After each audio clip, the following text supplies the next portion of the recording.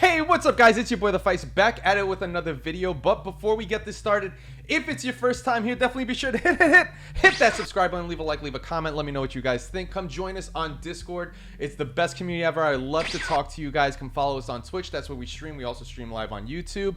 And also guys, if you wanted to support the channel financially, we do not have YouTube monetization, so we don't get any money from the videos.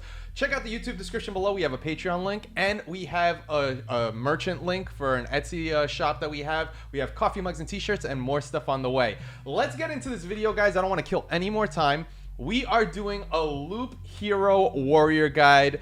Guys, I wanted to kind of do this guide because I feel like there's a lot of people that haven't put a really good guide out on how to do a warrior build. And I think I could shed some really good insight on some of the things that you can do and some of the combinations, what I did early game and then what I did like end game to actually make this class really ridiculous. So if we just kind of look, and I'm going to do a fundamental breakdown.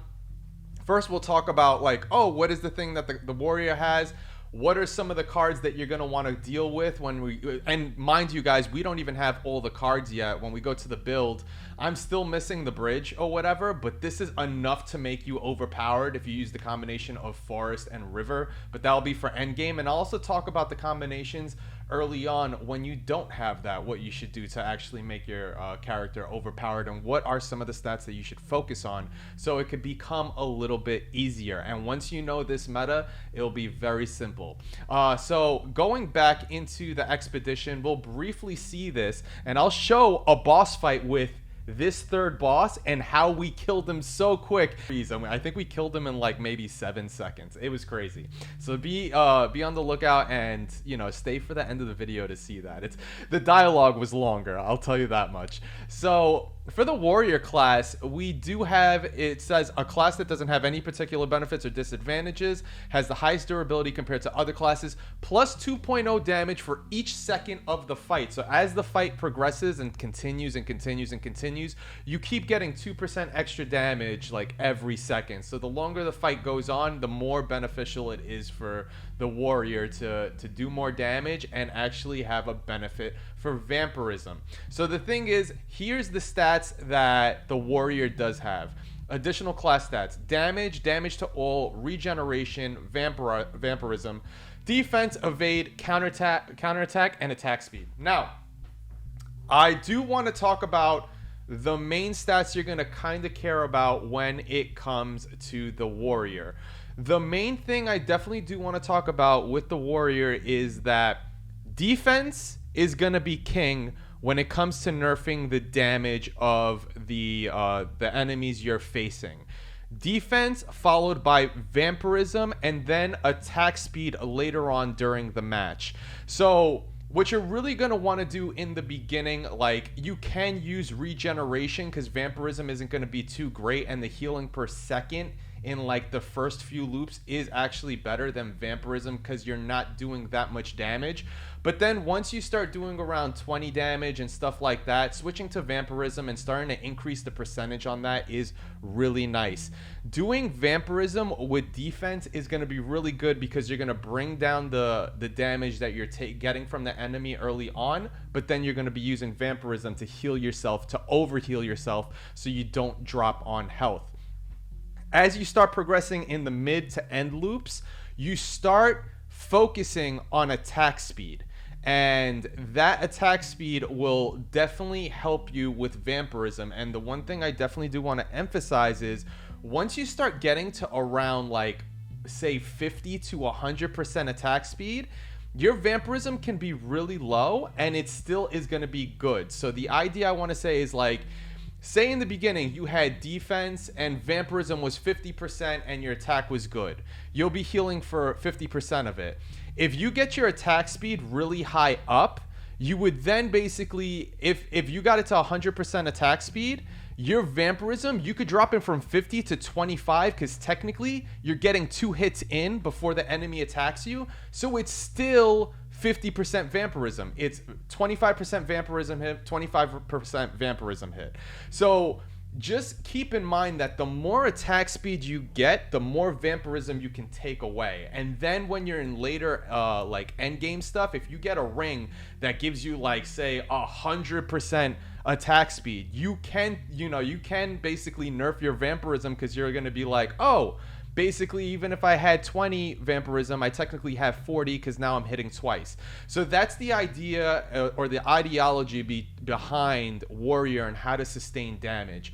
Build your attack speed really high up, so then if you do bring your vampirism down for whatever reason, to like sacrifice for magic damage, because that's always good, because it doesn't deal with like worrying about like the defense of like the enemies you're facing, and the attack, you're trying to do more damage and stuff like that. That's the thing that I want to emphasize. Attack speed basically compensates for the vampirism.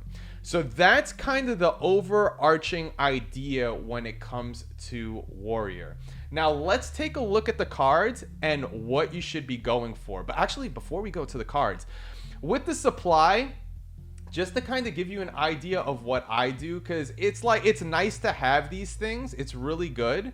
Like, having the +1 vampirism is really good. I do use the cheese. I just basically throw things based on how much I can actually have, but it's no big deal. But this like helps early game, because we're not going to be using meadows, but basically when you kill an enemy, you get +1. So if you have 7 cheeses, every time you kill something, you get +7 health. So it's actually really nice.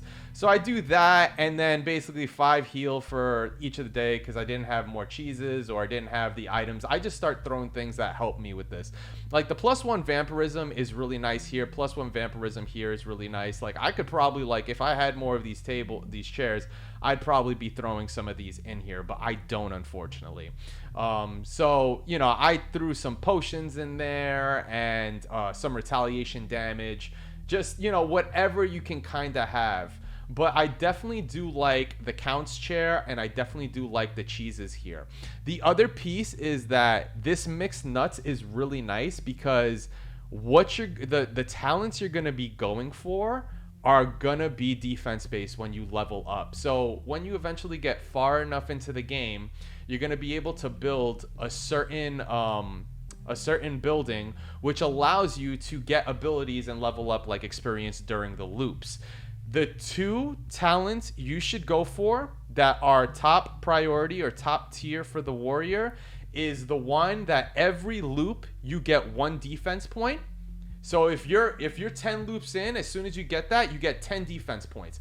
That is so amazing, guys. And then the other one that you build the relationship with is the one that says if 20% of the defense you have is added as damage. So when you have those 2 talent points, guys, when you're leveling up, those are the 2 you're going to go for. Everything else you can add after the fact, but if you see those are the ones you're going to go for, guys. So that's going to make you really tanky, but even the more tankier you make yourself, you add some damage to it. So if you had like say 100 defense, you would be doing 20 more damage. It's really nice. So every 10 points, you basically, or every 5 points, you get 1 extra damage, so for defense. So it's really nice. So now that we discussed all those, the first part we kind of discussed this. We talked about the stats. We went a little bit into the supplies. I talked about what you would be speccing into if you have the leveling up capability. Let's go into the cards so you guys can get an idea of what we are building here. So now let's take a look at the cards, and I will do another card guide, guys, like a guide from the ground up, all these cards, all these combinations, whatever you guys want to see. Let me know in the comments below if you would love that. I definitely would love to do that for you guys. But if you build your village far enough, you get the Ancestral Crypt. I'm trying to remember which one it is here that gives you the Ancestral Crypt card. Let's see. This one. So when you unlock Necromancer, you get the Ancestral Crypt. So going this far, so basically go to Campfire, to Field Kitchen with Herbalist, you get Gymnasium, and then eventually you get into this. If you get the Crypt card, that is the card you are going to want to have, guys, because every time you kill a soul, enemy that has a soul, you get +3 HP. you can grind so high that the HP you get from the armor just completely becomes trash compared to this, because this essentially replaces it. So I've done crazy builds where I've killed so many and I got like 4,000 HP from killing so many enemies, and the highest armor you could get is like 2 to 3,000. So having that extra 1,000 HP is really nice, guys. So Ancestral Crypt is so powerful when you do a build around killing souls. So I definitely do want to voice that. So with that said, let's go into some of these other cards and which ones are souls. So if you see here, Spider Cocoon actually isn't a soul. If you go to the encyclopedia here, and I think this is where the enemies are, there's a certain place that says, like, you know, they're artificial or what. You see artificial life. So if we go, I just want to show this to you guys so you guys can get an idea of what we're talking about here, because it's important to know that you have to check to see if something is a soul, has a soul. Goblin has a soul. So when you build that mountain peak, that you know, and you get that 10th tile slot, you're gonna build a goblin camp and they're gonna give you souls, so that's really good. Vampires have souls. Questionable, but they have souls. You know, Shang Tsung could take them out if you know Mortal Kombat. It's just very funny that these spiders don't have souls, but wolves, they got souls. Very interesting aspect. I'm not gonna question it, but that's the important piece there, guys. You definitely want to make sure the cards you're building, since you're doing Ancestral Crypt, the things you're killing have souls. The little globs in the beginning that you're fighting, they don't have souls. They're actually considered artificial. So Cemetery Skeleton has a soul. Village, if it basically gets ransacked by thieves, they have souls. Groves have souls because rat wolves. Ruins are the serpents that are ranged. They have souls. So these things are going to be filling us up with the Ancestral Crypt plus 3 HP. Now, going a little further, we also have the Vampire Mansion. One combination that's really important, guys, when it comes to this build is that if you build a village and right next to it you do a Vampire Mansion, that village early on will be considered ransacked and 3 zombies would be there with the vampire or more, and all them have souls. For 3 loops, that village is going to be ransacked, but once you finish that, the village becomes cleansed and it goes under the protection of the vampires. You heal for so much more. It's an upgraded village. So whenever you're doing a village, be sure to do the combination with the Vampire Mansion, because you are going to get an insanely upgraded village. The wheat fields are disabled because it's artificial, and it's artificial life, and it's not a soul. So this is a really good combination for the warrior, because the ransacked, you're gonna get zombies early on to increase your HP really quick, and also you're gonna have that extra HP healing after the 3 loops. So keep that in mind. We do have Blood Grove, which you can do the combination with the Grove.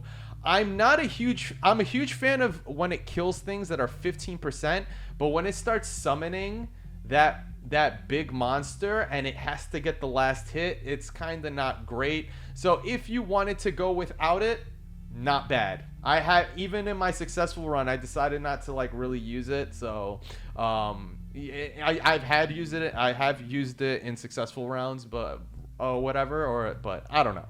I would probably disable it. I would suggest that.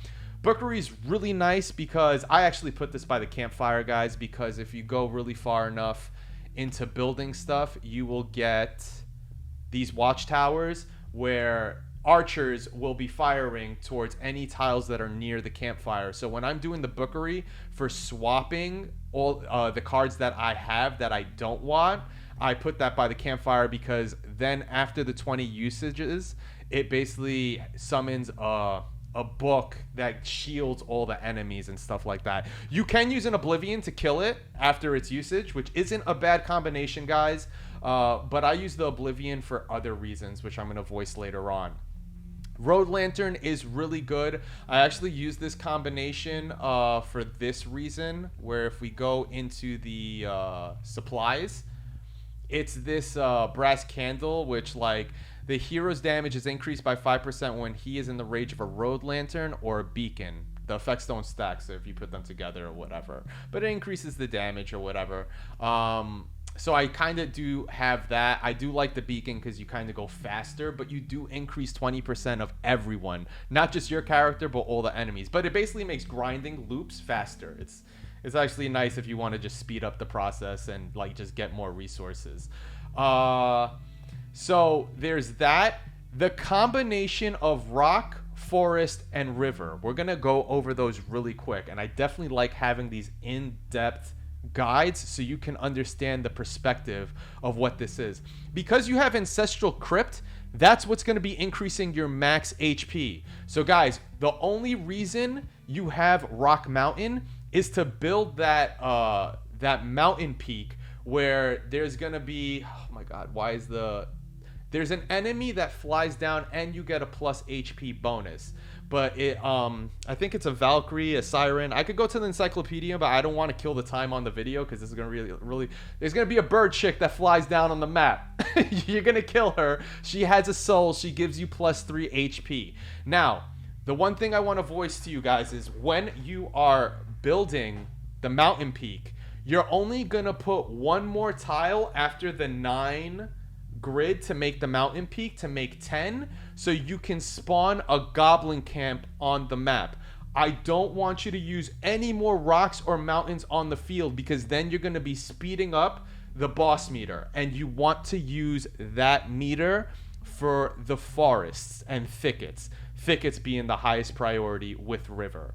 Because if you just use 10 for that, you already did the mountain peak. For the Valkyrie, you get some HP from it. That's awesome, fine and dandy, and that's all you care about. Now, when you're building your environment, you are going to want to stack the thicket like crazy. So you're going to be building a river going downward and then looping back up and then placing thickets in between there.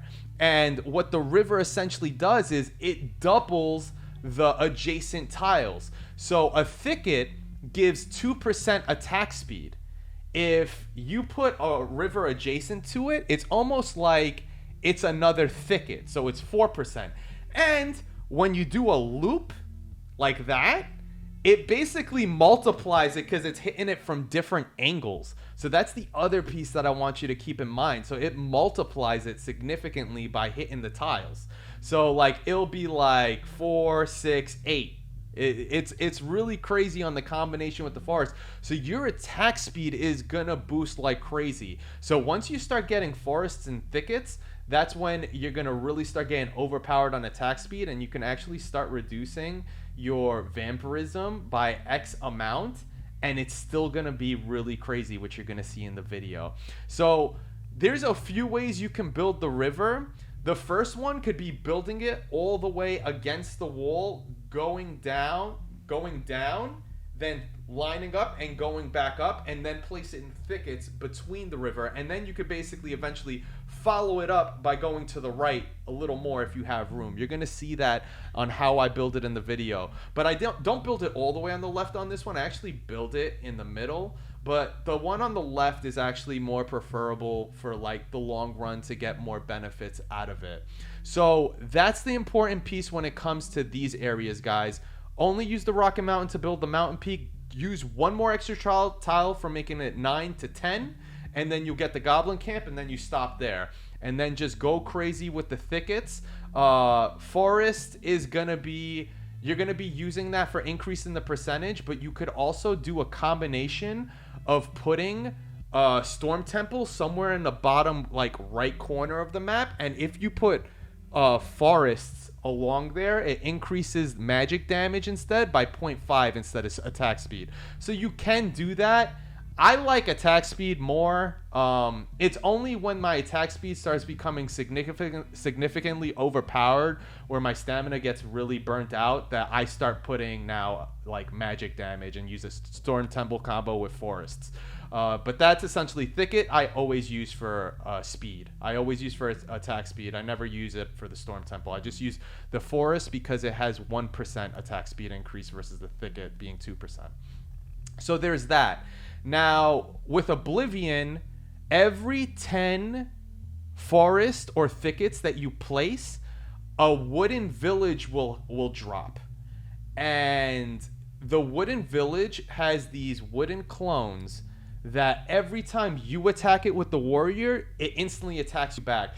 It's such a horrible thing to have on the map. It really drains your health more than anything. So as soon as you start getting those wooden villages, use an Oblivion to destroy it. Use an Oblivion right away to destroy it. Get those things out of the way. There are better things that you can use, like ruins, to get, you know, more HP with souls and stuff like that. The wooden villages are just detrimental to you, so use Oblivions to kill those.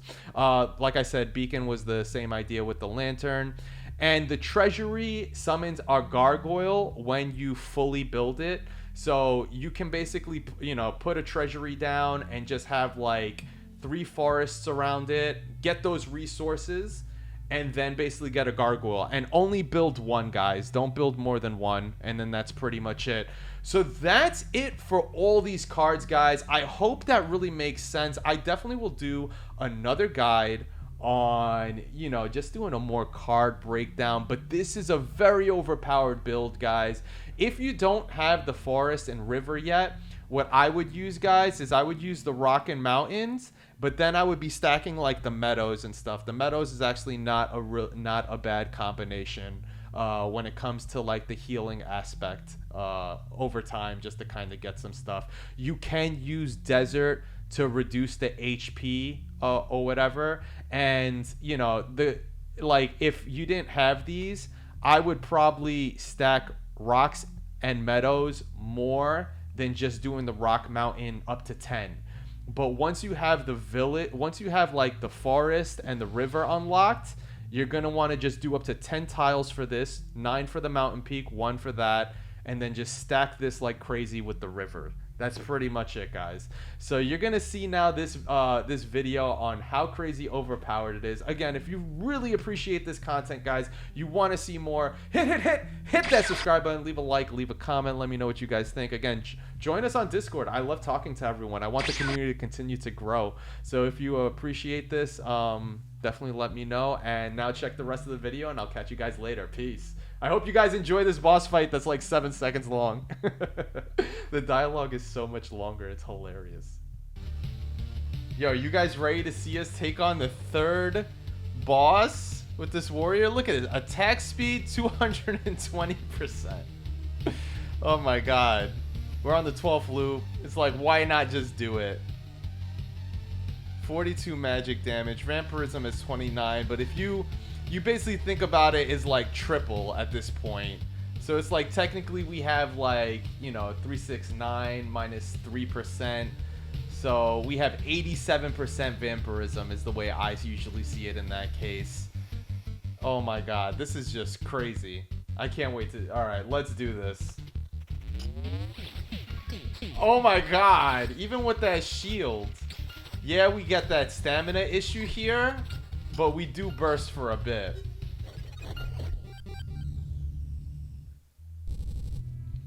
Yo, my boy has not gotten any sleep. You see that dude on the right now? Know your place, dog? Not the most polite greetings I've heard. Oh, excuse me. I wasn't talking to you. My loyal hounds like to fool around sometimes. Keeping discipline is important. Woof. I would never talk to you like that, Sky. And as for you, my little hero, know your place, dog.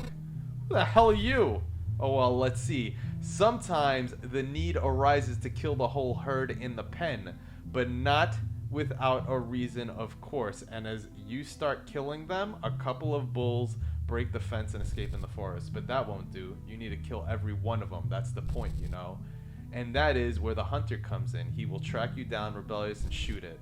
So don't even try to talk to me about politeness, my little hero. How polite is it of you not to only avoid world annihilation, but to resist this magnificent process. I've heard enough of this kind of talk. I beg your pardon.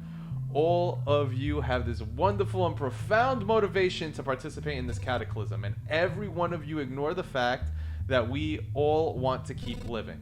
It stinks to be exterminated, you know. Frankly speaking, I don't give a damn. I just enjoy hunting.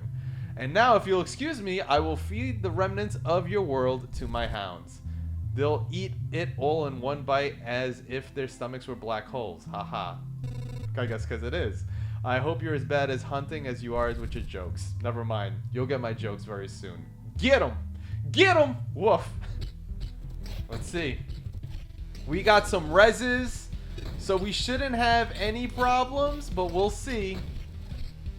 Yo, so far, 220% attack speed, 29% vampirism, multiply that by 3. Yo, my boy is down. My boy is down, and he's getting help from those snakes in the back. How you like that? How you like that? Ha ha ha. Oh, that was so much fun. What a shame. Cornered by my own target and killed. Now tell me everything you know, please. Do you really think that this is the moment when I acknowledge your power and tell you all I know out of sheer respect? Do you? I'm dying here. I'm dying. You know, it's not a great time for revelations. And also, you've killed my hounds, you bastard. Yo, I would feel the same way. Why would I give you any info if you try to mess with my dog? Nobody will ever mess with you, baby. Nobody messes with the Fice fam. You think I feel good about that? Don't confuse your motivation with mine. I hope you don't have this annoying habit of coming back to life unharmed, do you? Right now, while I'm still dying, a new body has already been made for me in the heart of the greatest black hole. So yes, I will be back. Don't think that everything is so simple. My hunt shall continue, and there's no place in the universe where I couldn't track you down. You don't have to make things so complicated. I'm not going anywhere, and I'm not going to hide. I feel better knowing that you're wasting your time fighting me instead of destroying other worlds. I hear the sound of the horn and the barking of my loyal hounds. A new hunt begins. A new hunt. These guys are a real nuisance. They give me hope they wouldn't waste their time on me if I wasn't a real threat to their goal. There's so much dialogue in this. I wish this was voice acted, but this is the whole retro aspect of the game. Thank you guys so much for tuning in. Again, if this is your first time here and you're watching from YouTube, definitely be sure to hit that subscribe button. If you ever come to Twitch, definitely be sure to hit that follow button. Come join us on Discord. The link is below in the YouTube description. Also, last but not least, I want to say major shout outs to the sponsors. If you guys also wanted to financially support the stream, definitely be sure to check out that YouTube description below. There is a Patreon link. And if you can't support financially, don't worry guys, there's other ways you can actually show support. That's getting the word out, sharing the content, letting friends and loved ones know about this this channel. Tell them to come and hang out. Come join us on Discord. You will not regret it. It's the best community / family ever. It says it right there on the freaking board. Yo, thank you guys so much for hanging out. I love you guys so much, and I will catch you guys next time. Let me know in the comments below what you would like to see next, what you think about the video, and so on. I'll catch you guys next time. See ya.